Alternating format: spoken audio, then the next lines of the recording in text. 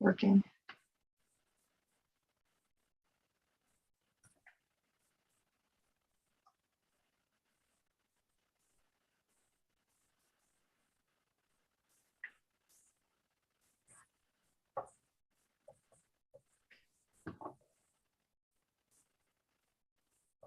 Good morning, everyone. We're going to give folks another minute to log on.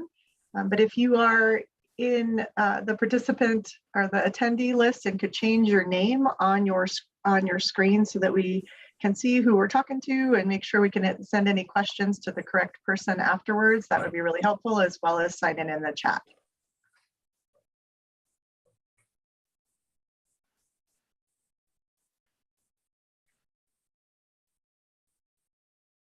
Marjorie.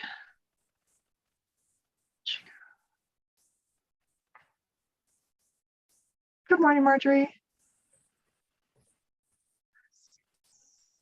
Hello, everybody.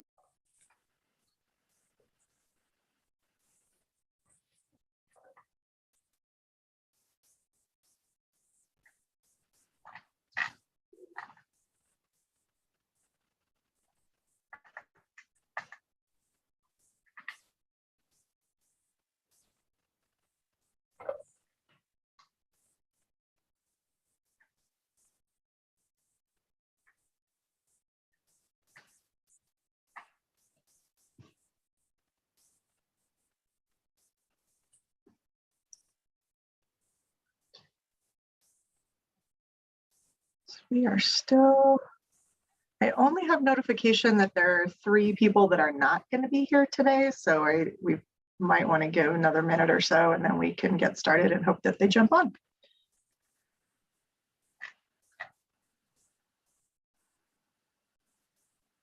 Oh, there's Commissioner Piscotti.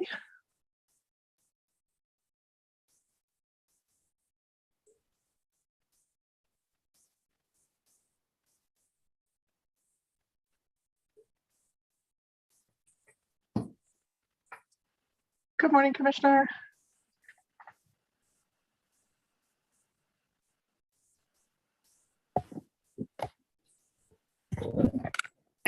Good morning. Good I had morning. to find my little mute video icons. Councilor Bassan.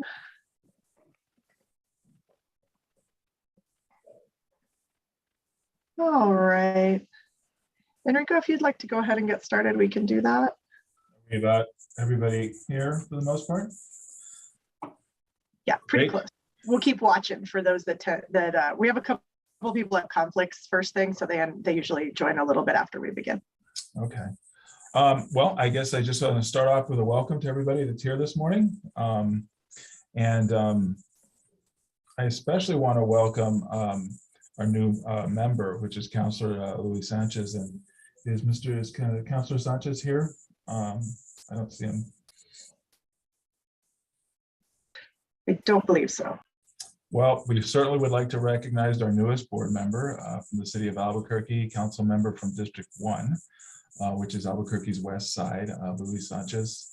Want to thank Councilor Sanchez for his willingness to be here and support this effort and support the community school development in Albuquerque and Bernalillo County. Obviously, it takes a little while, so I'm sure that we'll be seeing him in the coming months. So, I just want to take that time.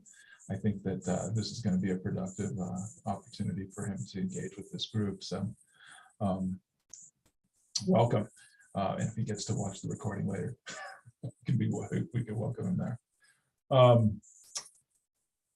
And then moving on after that, I suppose we can touch on some of the Strategic Action Committee and have some of the updates presented so that we can kind of consider some of those items.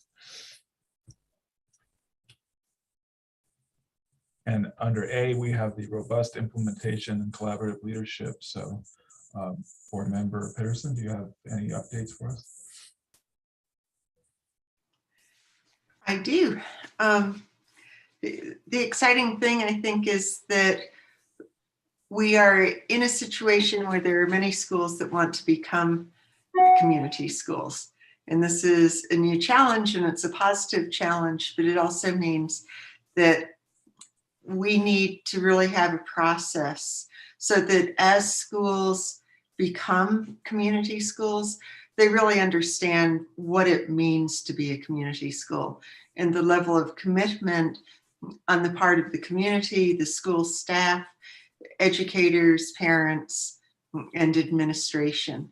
And so one of the things that we've been talking about is how do we create an interest inventory? What will that look like so that it really engages the entire school community before making the commitment, so that it's really clear what kind of a commitment it is, but also clearly, obviously, what the benefits to the community and to students are when schools take that step.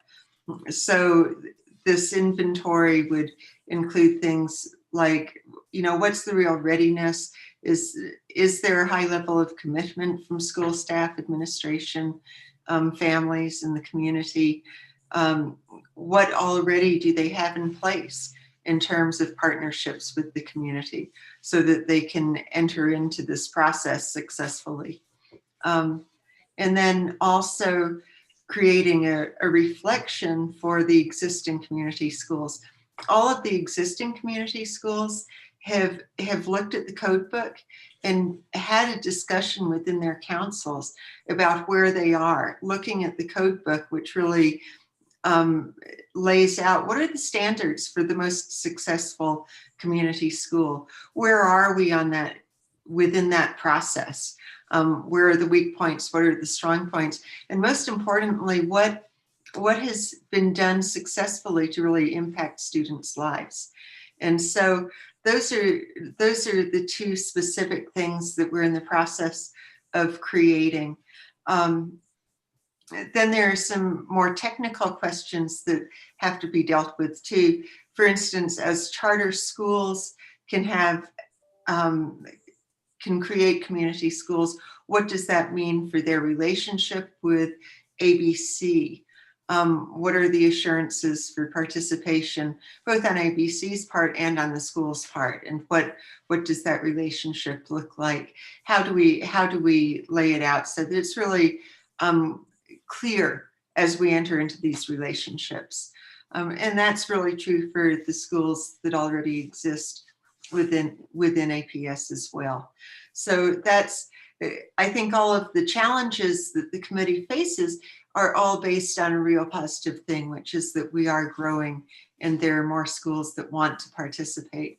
And the need, I think, on the other side is to make sure that we implement with real integrity and make sure that the work that gets done in the community schools can really be seen and talked about and shown. So collecting data is the other part of that, which I think the data piece is going to get put off on another group, because that is a massive piece of work. Danette, it looks like you have more to add. Yeah, thank you, Barbara. No, you covered all of those things. But one thing I did want to just remind folks, and if there is discussion that needs to happen around it, but one of the great things about ABC being really a huge, being really connected to the public education department is that they're recognizing the work that ABC has done over the years and the ability of ABC to provide technical assistance, to provide support to schools, and how ABC as a partnership formed really as a community-wide leadership team. That's a great thing. The thing that may pose some challenges for us is that PED only recognizes one community-wide leadership team per community, which means every single community school that has a public education community school grant is expected to be a part of ABC. And so part of the discussion, I think, that was important in the committee meeting, and further discussion probably should be had, is around those assurances, because it really isn't about funding per se. If you get a state grant, there's going to be more funding in your school besides that state grant, because that's how community schools operate. That would force you to do that. But there is also an expectation at whatever point in time when community schools get certified or just being recognized by the state, that they would belong to the one community-wide leadership team in that area. And I think that we have schools that are funded through the state grants. We have charter schools that fund their own coordinator. We have ABC or APS schools that are community schools that fund their own coordinator from their own site level budget. And then we have a whole host of them that are funded through braided funding. When I say funded, I'm talking just the coordinator salary is kind of how we measure it, because programs and services can be funded in a myriad of ways. And then we have schools that are funded through 2 lead partner agencies that money doesn't flow through the district. At least part of those don't flow through the district at all. And so when we're talking about how do we make sure that whoever is in the ABC network is kind of meeting a minimum of ABC as a partnership's expectations of what a community school is, that's where a lot of this is going to be really important, because we also know that it only takes one, it only takes one school who is sort of kind of doing the strategy to have someone who is an influencer or a decision maker walk onto their campus and not see what we said that they would see. And then that changes everything for all of the schools that are really doing that work. And we have to turn that curve again. And so the committee, I really appreciate the committee looking into, what does that mean? What does it mean for us? Do we have certain thresholds? This is the minimum, but we have this expectation for schools we fund and this expectation for schools we don't fund, but everyone meets the minimum. And that was a lot of the conversation. And I think the ABC team really appreciates that, because it also helps us, design our work. And so I just wanted to bring that up and remind folks about the PED sort of expectation for each community as we move forward, because I am going to talk a little bit more about the funding situation at the state level and some other places that will tie that together. So thank you.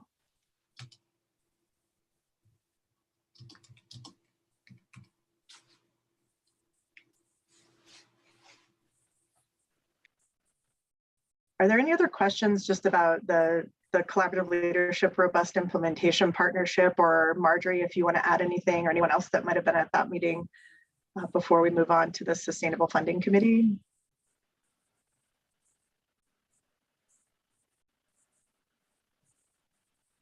Excellent. Well, thank you. All yours. Excellent. So Deanna, do you want to put the slides back up, please?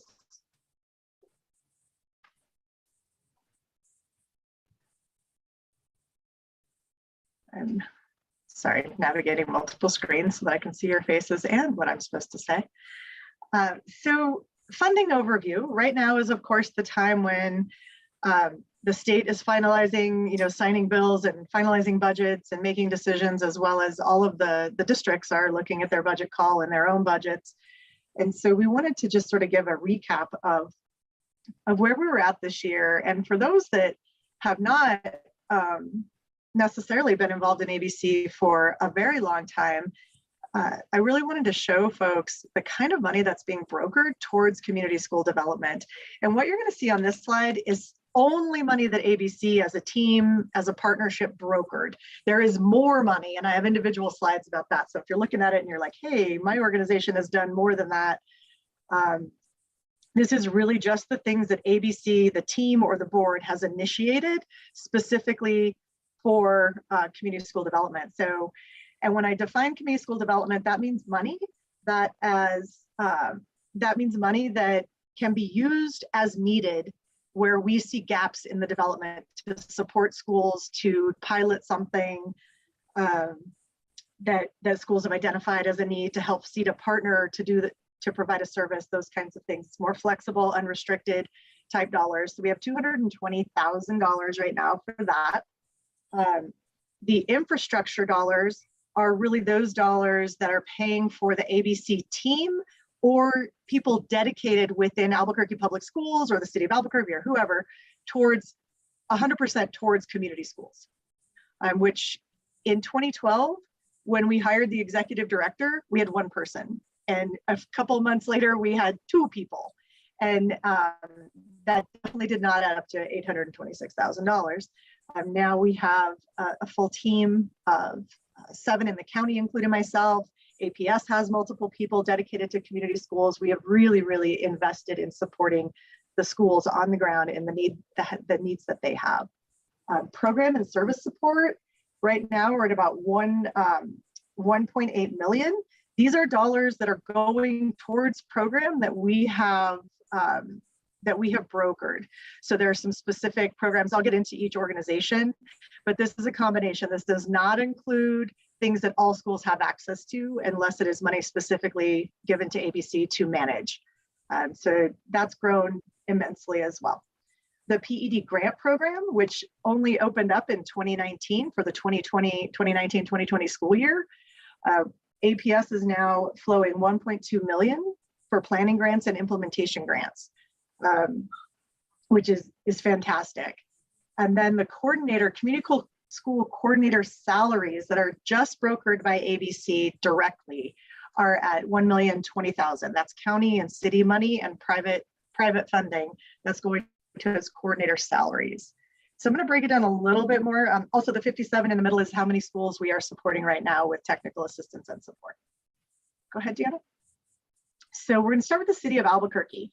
And we broke it down a little bit more to show what the money is going to. So the program Homework Diner, $50,000 comes from the city of Albuquerque to support schools in running the Homework Diner program, or the community diner, virtual diner. It has a few names these days.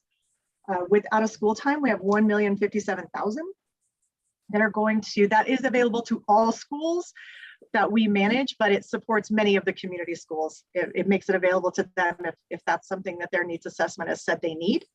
And we broker that and manage that in partnership with APS Grants Management.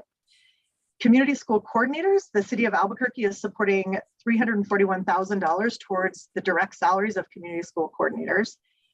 The out of school time for charter schools, also coming from the city of Albuquerque, is at $63,900. And then they contribute $50,000 towards the infrastructure of ABC. Does anybody have any questions on the city funding?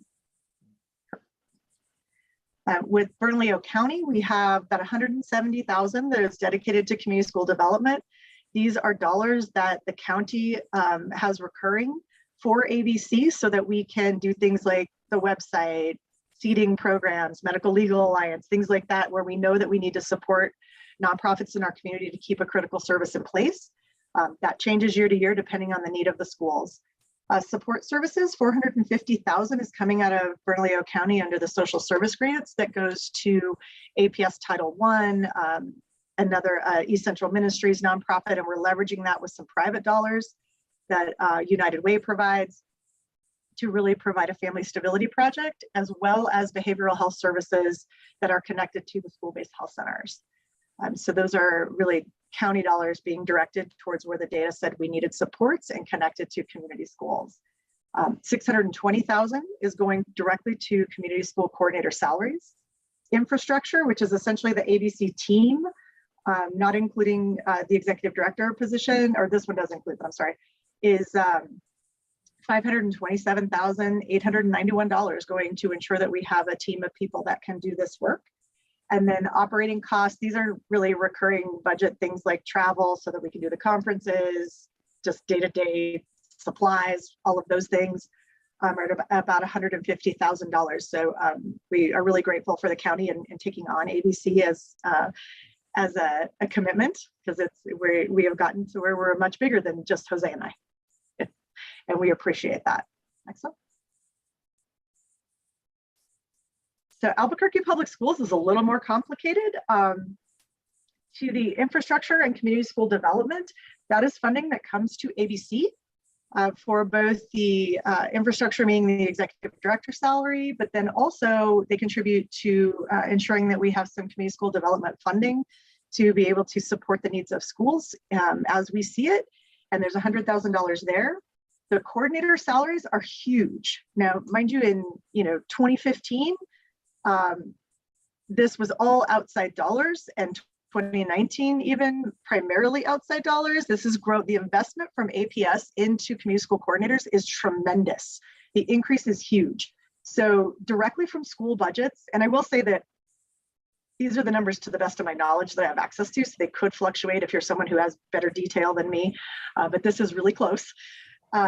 Over a little over $1 million directly from school budgets that are currently going towards paying for a portion of their coordinator salary. From the Title I district level budget, there's almost 456,000 going to 31 community schools, paying for a portion of that salary.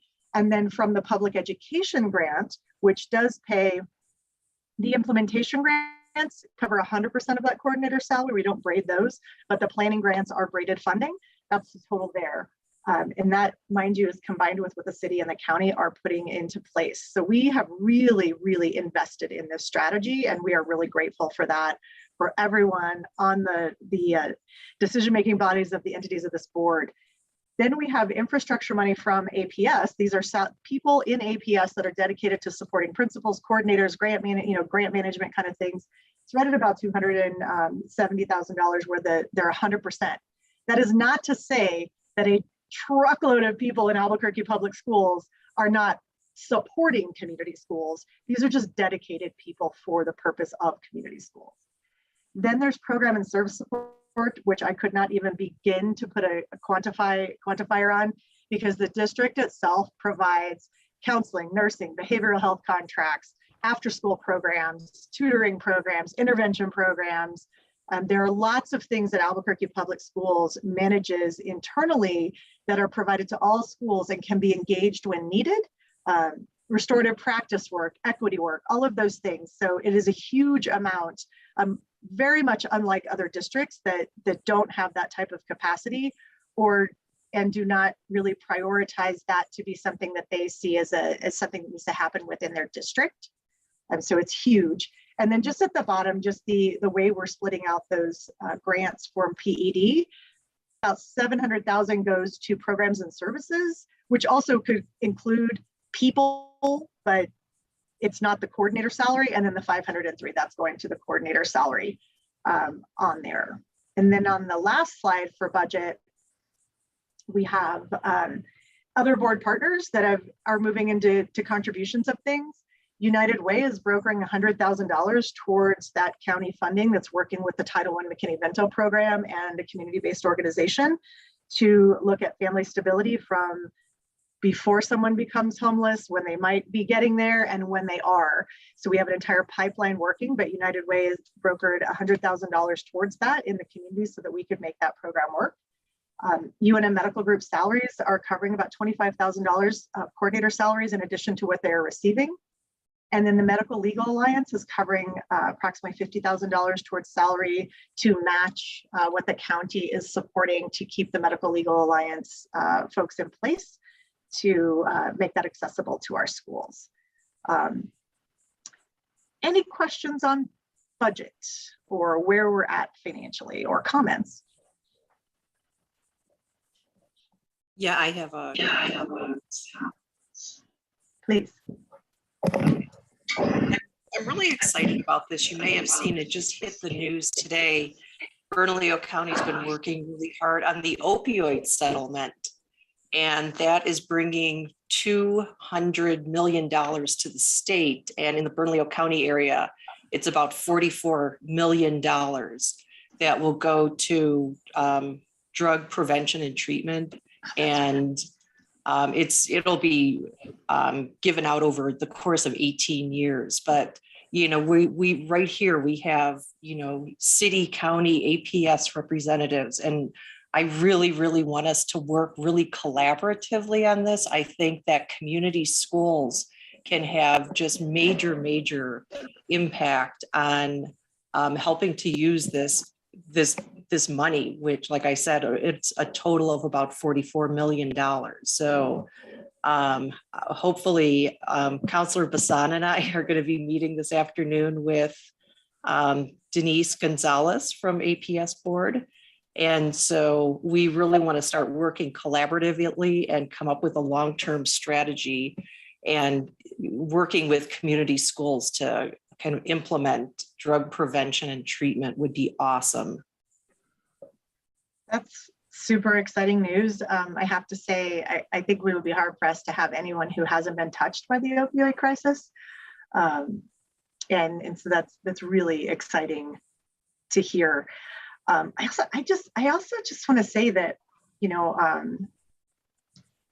this board has really paved the way for partnership. Scott, I see your hands up, sorry. No, it's my finish. Oh yeah, I just really, I've been doing this work with the ABC board since 2006, before we even started the Joint Powers Agreement.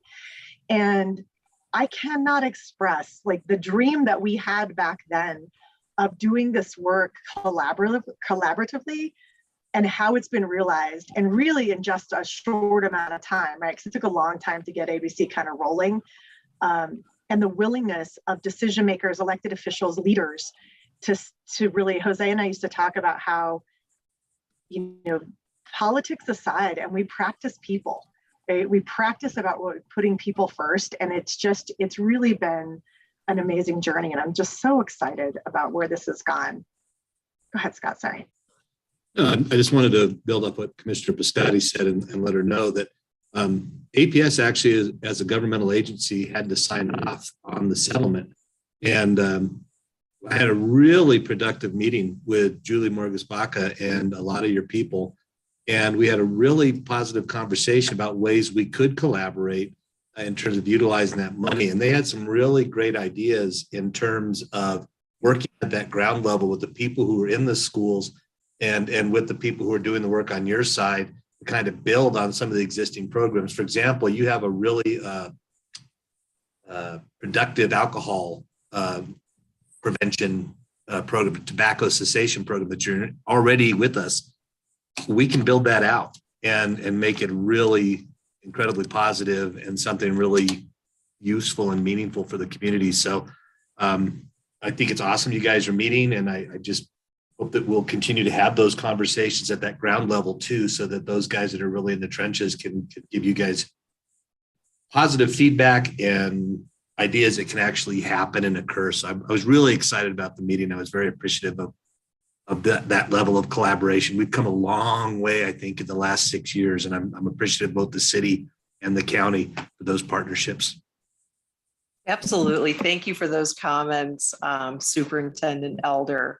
And yeah, I'm super excited about working collaboratively, because that's a huge chunk of money that we're getting, and I want to make sure we get the most impact out of it. So yeah, I'm totally on board. Thanks. Yolanda? Yeah, hi, and I'm so sorry that I run late. I have a meeting that conflicts on Thursday, so I'm always like trying to play to both sides. So this one is always just a hard meeting for me to catch up on. One of the things that I was going to add is, like, I agree with what Superintendent Elder just said around the collaboration and how wonderful that is. At a meeting, I think about 2 weeks ago with the Council of Great City Schools, they did have a question to the schools out about the types of partnerships that we have at a local level with municipal governments, because they asked specifically about mayor's offices. And I talked about this particular committee, but also the ABC, the one that we have with the county and the city, where we also sit as part of that, a part of that council. I think personally that we probably are in prime time, and we need to go ahead and consider for a future conference with the Council of Great City Schools that we do a presentation on our partnership at that municipal, county, city government level, because the other school districts were really interested in what we were doing. Because although they have these partnerships, it appears that what's happening in other cities is that they just kind of sit on a council together, but they're not really making decisions together. And I feel like we've moved beyond that. Like, we actually have developed a partnership that leads to shared decision making. And I think there's a lot of interest in that. And we really, really should just push ourselves forward as kind of a model on how that was done. There was a lot of interest in terms of how the county and the city and the school district together just even formed the council that we have and the work that we're doing together. And I will be on that meeting this afternoon as well. So I know, so I was going to join Danielle with the conversation this afternoon. That's amazing. And just so that you all know too, Deanna and I do spend and have presented a couple times in the last month to other communities in New Mexico that want to form joint powers agreements or something along the lines of ABC for their community school initiatives. So the work that has been done by you all and your predecessors is definitely being looked at and looked at to be replicated. Before we go on, I just want to recognize, I think Enrico, you probably wanted that Councilor Sanchez has joined us. Yeah, welcome, Councilor Sanchez. We did a formal introduction in your absence, but we want to welcome you to this meeting this morning. We're happy to have you aboard and join the conversation. Thank you so much. I'm happy to be here. I thank so much for everything that this board has done. I'm so glad to be part of this amazing partnership process.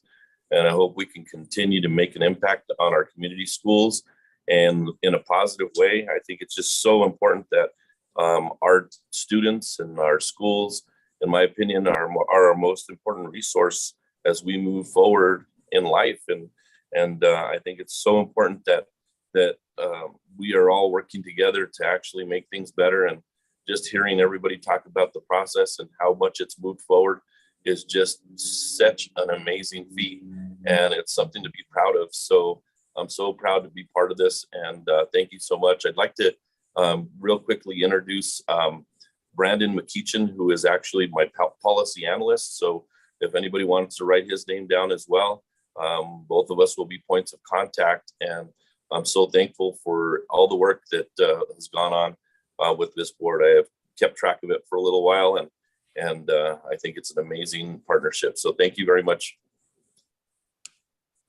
Thank you, Councilor. Great to have you aboard.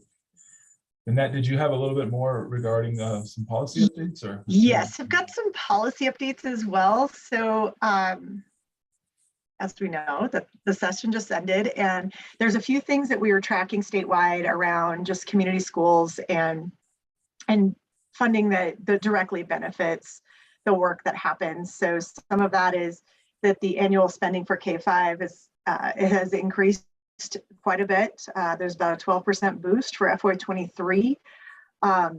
SB1, of course, passed, raising salaries for school-based employees as well as teachers, which is wonderful, but also, in reality, community schools operate on a lot of soft money. And so as we look at where we need to generate an increase in what we're contributing to coordinator salaries and things, I think this is really important. It's a much deserved raise, but as we all know, the money has to come from somewhere, and a lot of the coordinators are sitting on braided funding that doesn't get increased by the state budget. So, and just we'll be looking into that down the road here and looking at where we need to try to find additional funds to support coordination. The HB2 had $8 million in funding for community school and family engagement initiatives. The plan for that is to benefit community schools directly. And the funding will allow for all community schools that currently have implementation grants across the state to receive, that are in years 2 and 3, that are in years 1 and 2, to receive a next year of funding, as well as all of the current planning grants in the state to receive an implementation grant should they apply. And then an additional 30 planning grants could be distributed. That was the math that was done. What that plays out like, we'll see, because you can apply for an implementation grant even if you don't have a current funding, even if you don't currently have funding from the state. So that could throw that off, but the New Mexico Coalition will be discussing the RFP process next week at our coalition meeting with the Public Education Department. And then the idea or the target date for dropping the RFP would be the 31st of March. We have a number of schools that we are planning on and working with and have been working with this year to apply for planning grants, as well as the planning schools. There's 6 planning grants that we currently have. They'll be applying for implementation grants. The ABC team and Lindsay Wilwolf from APS have been holding regular cohort meetings with them to prepare them for that grant, as well as individual office hours that are directly for proposal support. So they've gotten a lot of support to produce these applications, and hopefully not at the last minute, so that we aren't rushing to try to meet a deadline. We try to be real intentional this year. The SB 243 was for the family income index. That's still kind of being fleshed out, but they can use their allocation, at least 1/3 of it, to support community school initiatives as it falls under our ESSA plan. So the more that the state has been involved in community schools, what we are seeing is the flexibility to use funds in the way that the school districts need to. Now, obviously, school districts have to pay for, what's required in the classroom first, because there are laws around those things and there are needs around making sure teachers are in a classroom with students. But there is 100% more flexibility in title dollars that are coming, flow through from the feds, in the at-risk index, in the family income index, for schools to really meet the needs of their school communities. And with a community school, they should have a needs assessment in place that really helps them direct those funding sources in a way that is very intentional and aligned. So again, things are just shifting really quickly over the last 5 years of community schools, and it's really exciting for the folks that have been on the ground doing the work for a long time. And I think the partnership is moving forward quite well. I have a small funding update that we're going to get to as part of our bright spots, but that's all I have. If I stand for questions.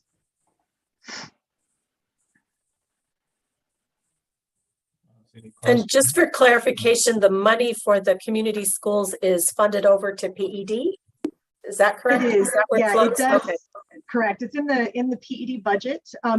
One change I forgot to mention, though, that is a little exciting for us, is anything that is reverts to the community school fund this year. Nice. And not to the general fund, which is an amazing awesome. win. Mhm. That hopefully will work, because sometimes the way, as anybody in a school that's on this call knows, sometimes it's hard to spend because of process, and then we revert money only because of process, not because we didn't need it, and so it will revert to the fund. Scott?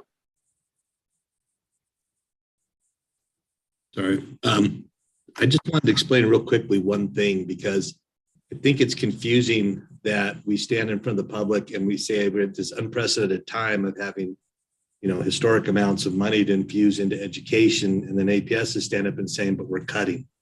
And I need people to understand. I think you guys are movers and shakers in the community, so I really hope you can understand and get this out. It's about enrollment for us. So the reality is that we've had this declining enrollment for a long time, and we've always been able to manage it through attrition and just sort of this gentle constriction of the district. But the pandemic accelerated it, and we had about 5,500 kids not show up 2 years ago. And of course, our funding is based on prior year enrollment. So we really should have been making these cuts last year, but we didn't want to make massive changes to the schools in the middle of the pandemic. And so we used federal dollars to bridge. But now we're here, and there are going to be cuts, and they're significant, $17.5 million. That sounds bad, but at one point we thought it was going to be 45. So we're very pleased at I'm not happy that it's $17 million, but I'm really happy it's not 45 million. So when people say to you, I don't understand, there's all this money. Yes, but almost all of it's tied into the salary increases. And so there's no money that we can shift to programmatic needs. So there are going to be some pretty significant shifts at schools, and you're probably going to hear about it. And I just wanted you to understand it's all based on that enrollment number. Now, if they come back, then the funding will increase and we'll see what we can do, but it didn't happen this year. So that's just the reality we're facing. Thank you, Superintendent. And thank you for the clarification on that. We have been, just so that everyone knows, we have been trying to help folks understand that, especially like the community school coordinator level, because we want people to message correctly around what we're dealing with. And for me, on the ABC side, when we're talking about, just to his point, that increases are great, but the dollar's still the dollar if there wasn't an increase to match. And so for us, we're also looking on the ABC team. We've been working really closely with the behavioral health initiative out of the county and just trying to help sort of target resources to at least community schools, because that's what we're charged with, where the need is there and there is a gap in service so that we can help move those investments and the supports where we might not have them for whatever reason, whether a grant is sunsetting, whether budgets have changed, whatever that is. So we are consistently trying to predict where we're going to be and trying to engage those community partners at the system level so that we can ensure that we are providing what we promise we're going to provide.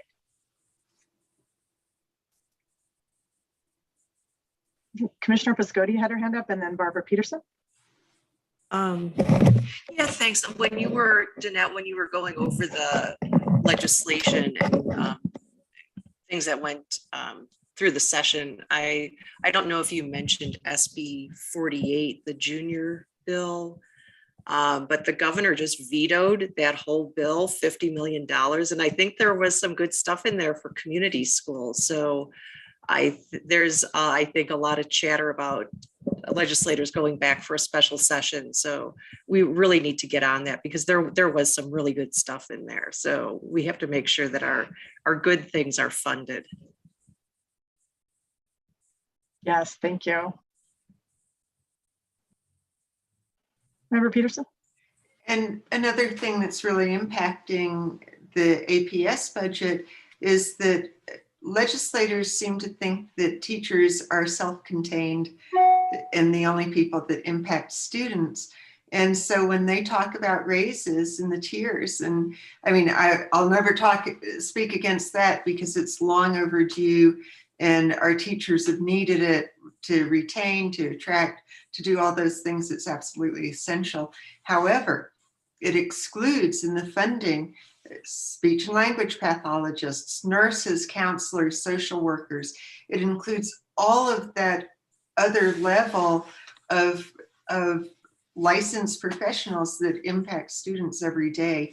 And it's been a real challenge that somehow legislators just don't hear how it takes that team to make things work for students. And so anything that we can do together to just impress upon legislators, because otherwise either, I mean, the district is confronted with two things. Either we set up a really bad system, a two-tier system of professionals that are serving kids, or we end up needing to use money that's sorely needed for other program, and because it's a finite amount. So maybe if there's a special session, that's one more thing that we can focus on.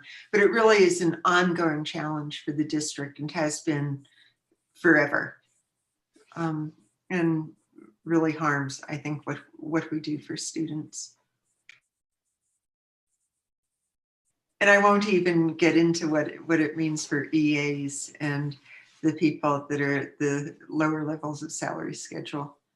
And I think everyone here knows how that's impacting our workforce.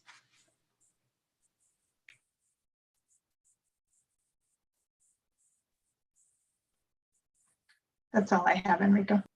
Okay, so I know you mentioned you have some additional things that you wanted to mention under some of the bright spots. We've got the Van Buren Community School Falcons Nest. Is anyone ready to kind of discuss that?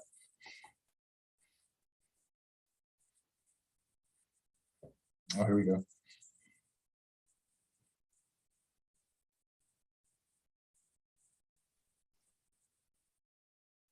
Good morning.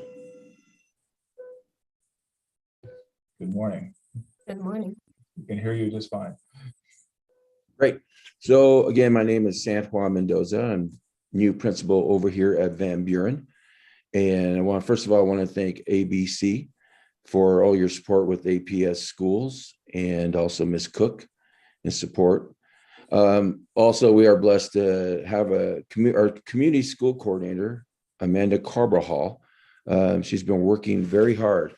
And so let's talk about the Falcons Nest. So when I took over January 24th, Ms. Carbajal and myself had a conversation, and we wanted to get a safe place going for our students. And through partnerships with Citizens Church and Noel from McDonald's, we were able to open up the Falcons Nest and provide a safe place for our students. And that mural there was donated by Citizens Church, also a TV and some bean bags and a air hockey table. And McDonald's also donated several things. And what we have in there is, again, a safe place for our students to hang out during the day, or excuse me, during the lunch hour. We have computers, we have an air hockey table, we have board games, we have a TV, but also in the future, we want to be able to use that room for before and after school tutoring. But of course, the activities that will be presented and have in that area, the Falcons Nest, will be led by using data, by having surveys and filled out by our students. Let us know, what they want, and we're going to try to provide that for them.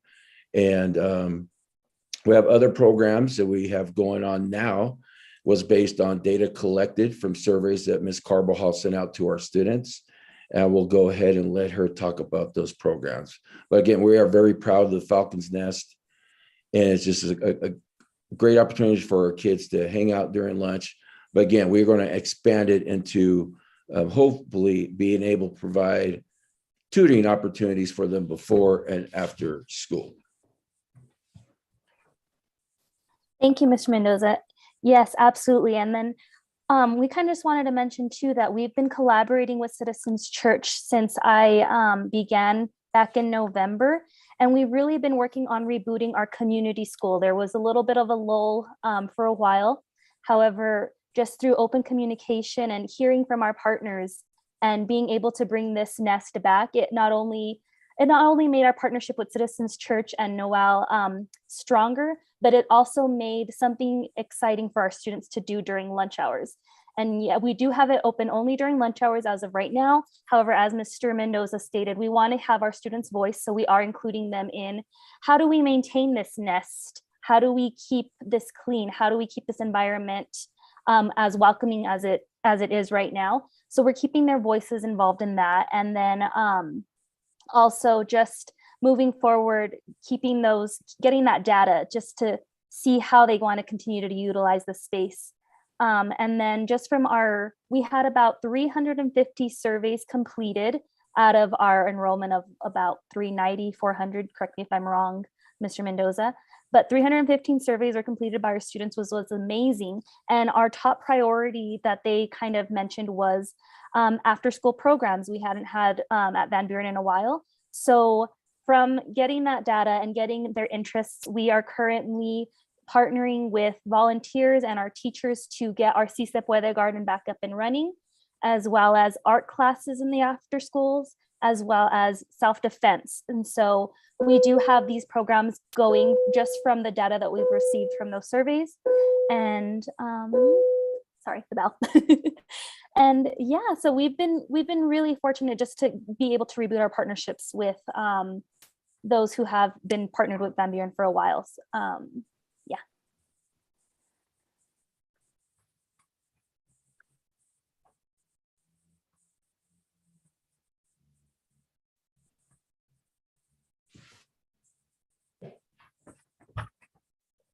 So I have a quick question. Yes. Well, let Superintendent Elder go first. I think I see his hand. I just wanted Well, to go ahead, Enrico. It's all right. a little bit about the capacity of the space and kind of how many students usually use it and what it looks like during a normal day. We've had about actually 35 students there per lunch hour. Wow. And we do have an A and B lunch. We have 2 lunches and sometimes up to 50, but they're kind of rotating in, saying hi to everybody, maybe playing a couple air hockey games, going outside. But we do have a lot of traffic going in, and so proud of it because it's something that kids could take ownership. And we are actually going to have a meeting with our kids to be able to put their input on what rules are we going to have, but we're going to let them develop that. And we really want them to take ownership, take pride. So we keep that up, but we're excited too, to expand that. Thank you. So I just wanted to say, I think it's great that you're doing that. And what you just described is kind of what my point was going to be. I love that you're letting the kids take the ownership and develop that, because creating spaces on the campuses is so important. And I really appreciate it. I'm really hopeful you can expand it to after school at some point, because I think that's really key, especially in that neighborhood. You know, worked at Highland for a very long time. I'm real familiar. I'm a big supporter of Van Buren in that neighborhood. I really like that place. Love to come over for lunch. Los Olivos up the street, delicious. And also it sort of falls into what's going over at Highland with their hub. So they've got the Boys and Girls Club at Highland. So I think it's really cool that you're creating this sort of thought of here's a space in the school. Kids can take control of it, manage it. I think that's wonderful. Please keep up the good work. Thank you very much. And again, Amanda's so much work to put in to get it up and running so quickly, because when we came here, the computers weren't in there. It was like a storage space, and we had to find the bean bags and some of that equipment and bring it back in. But also her sending out those surveys and getting the student input and providing those programs, which we started this week. She's done an amazing job, because I agree they need to be active in athletics and activities and family engagement. And so that's what we're trying to do here.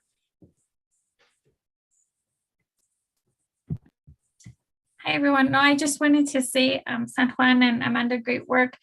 I really love the idea of bringing student voices in. And I think one thing to highlight is it's not just bringing their voices in, but the process in which you do that is, just leadership for students who are participating. So yeah, great work. That's fantastic. And I'm familiar with the Highland Hub too, and they're great. So good work and keep it up. Thank you. I was just going to add, and just a quick question for Amanda Carvajal is I know that Van Buren also has a school-based health center.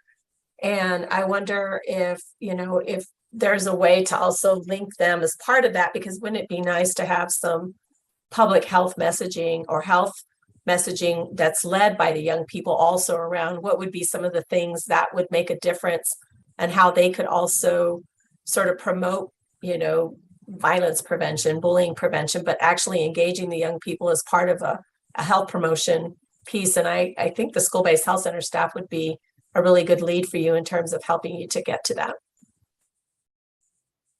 That's a great idea. Thank you. I've actually built a pretty good relationship, because right now, currently my office is right next to our student-based health center. So I have been speaking with Raya, the main nurse, medical assistant, I don't know, the main one here.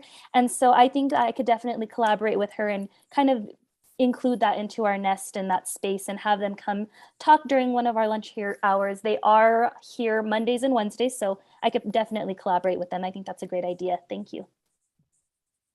One other thing that I just saw from my team in the chat is the city of Albuquerque is hiring young people. So your middle schoolers, a lot of them will be able to apply for summer jobs.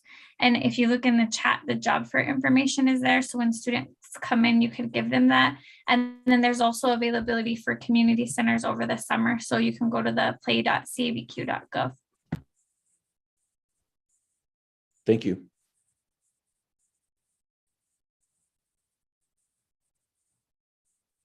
This was a very much a bright spot. Thanks for sharing this information. I remember back when I was in school, there was more of these types of opportunities available. And I think that they're just like critical for neighborhoods and schools and neighborhoods. So. Well, thanks for having us on us. And we're very proud to be able to share what we have going on at Van Buren. Did anyone have any other questions? Or I know Danette has a little bit of an update on some of the 2022 National Conference items. I'm going to punt it over to Deanna to talk about that, because this is her brilliant work. Thanks so much. So yes, as you may have heard, there is back in person, we're so excited, the National Community Schools, and this year combined with Family Engagement Conference, it's going to be in Los Angeles, June 1st through 3rd. And we submitted 3 proposals. They accepted 2 of our 3 proposals. Our third one is on the wait list. But they did tell me that only very, very rare circumstances did they accept more than 1. So we're in good company there. So we will be presenting a workshop in partnership with the UNM School of Law about all of the things that we do with them in our community schools, called 2 Sides to Every Story, a Partner's Perspective. And then Lindsay Wilwall from APS, the APS Principal Manager, and I will be presenting a workshop on the care and feeding of community school coordinators. And it really is about how we have onboarded our 18 new community school coordinators this year and the support we've done for them in the planning year and our cohort structure, and just kind of how we are managing with our 57 community schools this year. So we're excited about that. I can continue on with this next one too, Danette, if you like. On the topic of technical assistance, we also gave a presentation on Monday morning to a very large group of superintendents in California. California has a large set aside for community school technical assistance centers coming up in the next couple of years. And so they were also curious about technical assistance on what it looks like on the ground. So we presented in partnership with Albe Fernandez, who is at Children's Aid Society in New York, and with Marangeli Trujillo from PED. And there were lots of great questions from the superintendents and the folks in California. In fact, we heard feedback from the Learning Policy Institute that it was one of the best presentations that they had experienced, and they are talking about having us back. So that was really fun for us to be able to talk to them about what we do, because we really love supporting community schools and community school development.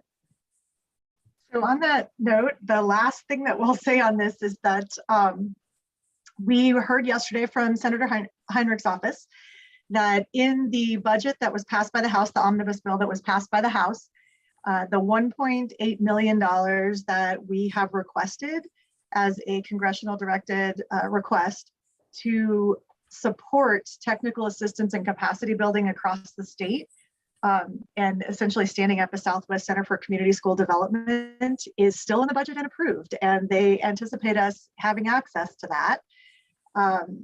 Since the Senate will pass it because they have the majority there.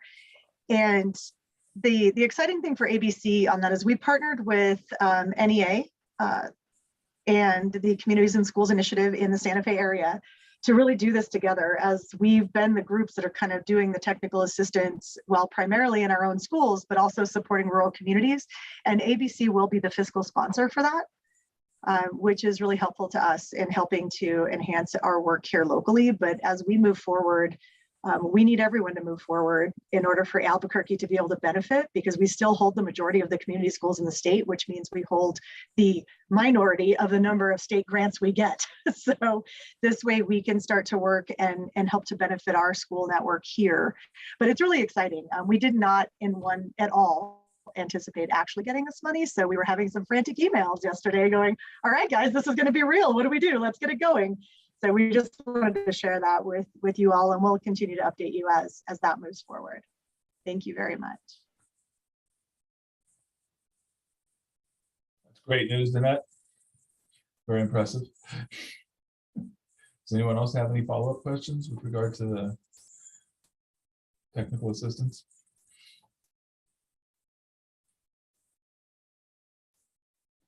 Well, the other thing I see here is and I know there was the county commission also had a proclamation and kind of a tribute a while back, but the reflection piece on Reina Luz.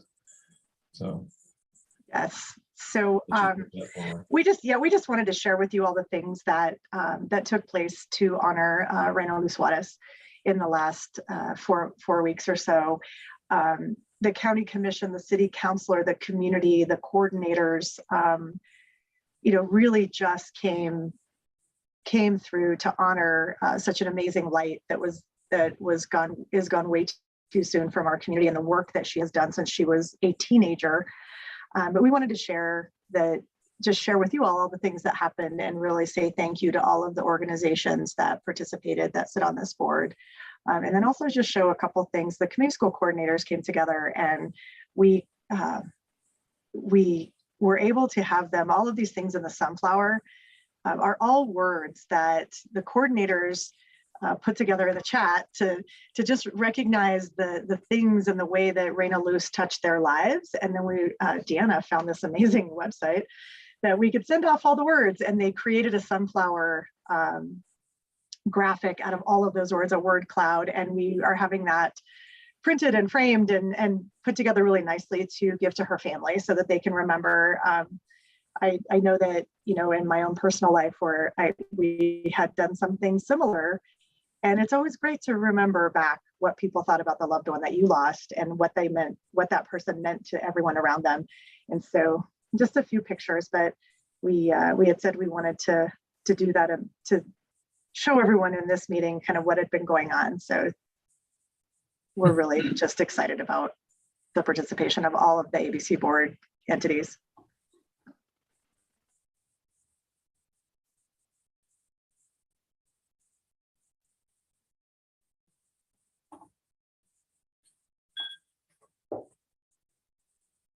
So we do have, thank you, Danette, for that. I was just trying to squint and get a kind of a take on all those words. That's really cool. We do have an item, a voting item, which is the minutes of the February 2022 meeting. Does anybody has anybody reviewed and want to approve those minutes, or how do you usually? I'll move to approve. I'll second.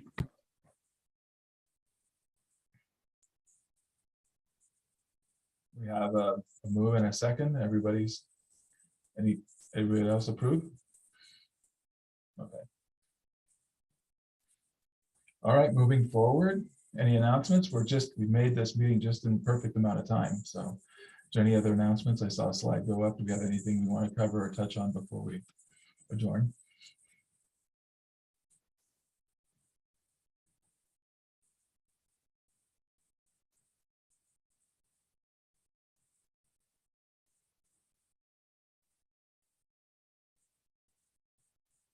Okay, well, having said that, we can adjourn this meeting. Looks like we'll be meeting again on the 14th of April. I want to thank everybody, and especially again, welcome